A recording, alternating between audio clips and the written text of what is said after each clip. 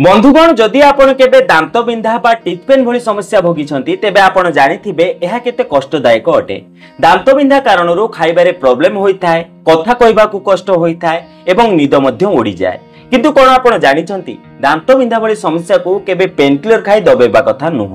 सेथिपाई आज मु आपण को कहिबी एमिति पांचटी घरोई उपचार विषय रे जहा ना केवल दांत बिंधा भली समस्या को शेष करिवो बरं माढ़ी फुला एवं पाटी रे बैक्टेरिया भली समस्या को मध्य शेष करिवो।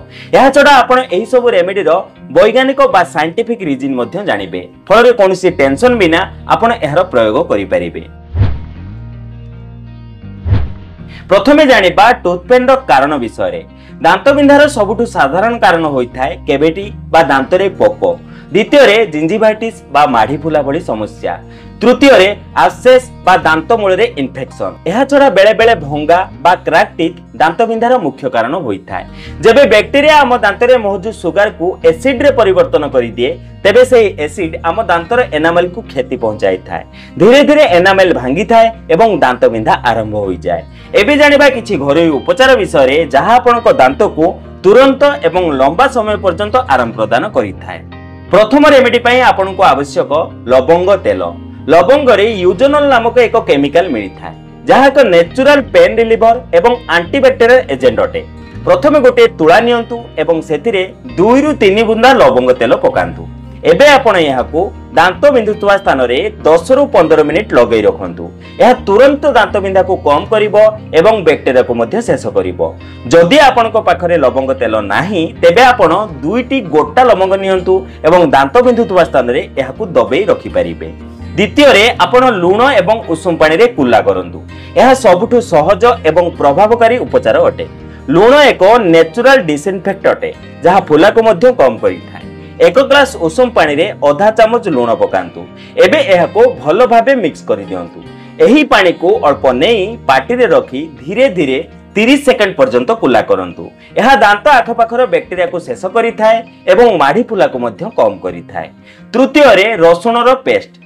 रसुण रु एलिसिन नामक तत्व मिलता है जहाँ एक पावरफुल एंटीबैक्टेरियल कंपाउंड अटे। गोटे ताजा रसुण पाखुड़ा नियंतु एवं ताहाकु बाटी ताहार पेस्ट बनै दियंतु। एबे आपण सेथिरे अल्प लूण मिसांतु।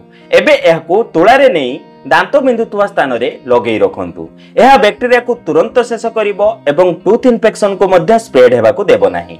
एहार प्रयोग द्वारा अल्प ज्वलन होई पारे हेले दांत बिंधारु तुरंत आराम मिलिबो। चतुर्थ रे बरफ रे सेक। जदि आपनक दांत बिंधा कोनोसी क्षत बा फुला कारण रु हेउथाय तेबे सेथि पय बरफ सबुठु भलो उपाय होइथाय। गोटे कपड़ा रे 4 रु 5टी बरफ खंड नियंतु एवं ताहाको गोडेई गालो उपरे 10 रु 15 मिनिट सेक दियंतु। एहा स्नायु को शून्य करि देबो एवं कष्ट को तुरंत कम करिवो। पंचम रेमेडी पय आपनकु आवश्यक हळदी गुंड। हळदी एक नेचुरल एंटीसेप्टिक एवं एंटी इन्फ्लेमेटरी एजेंट अटे। अल्प हळदी गुंड नियंतु एवं सेथिरे अल्प पानी देई ताहार एक पेस्ट बनांतु। एही पेस्ट को नहीं दांत बिंधुवा स्थान रे बा माढ़ी रे लगांतु। एहा बैक्टेरिया को शेष करिवो एवं फुला मध्य कम करिवो। एही सब रेमेडी छडा आपनकु किछि विशेष कथार ध्यान रखिबा निहाती आवश्यक। जेमिति कि दिन रे 2 थर ब्रश करंतु, मीठा खाइबा परे कुल्ला निहाती करंतु, प्रत्येक 6 मास रे थरे डेंटिस्ट को पाखरु चेकअप निहाती करंतु, धूम्रपान एवं तंबाकू दूर रे रहंतु कारण यह दांत एवं माढ़ी को दुर्बल करि दिए। एही सब कथार ध्यान रखिबा सह आजिर एही रेमेडी दांत बिंधा बा टूथ पेन पाई निहाती ट्राई करंतु। बंधुगण मने रखंतु एही घरोई उपचार तुरंत आराम पहुंचाई थाए। हेले दांत रे जदि अधिक पोक लागिछि बा अधिक इन्फेक्शन होई अछि तेबे तुरंत डेंटिस्ट को परामर्श करिबा निहाती आवश्यक। वीडियो जदि पसंद आस्ता तेबे गोटे लाइक दियंतु। चैनल को जदि नुआ आछंती तेबे सब्सक्राइब करंतु एवं मने जदि कोनसी प्रश्न अछि तेबे कमेंट करी निहाती जणांतु। तेबे बंधुगण आज पई एतिकी पुणी देखा हबो को नूतन सुंदर अध्याय सह। धन्यवाद।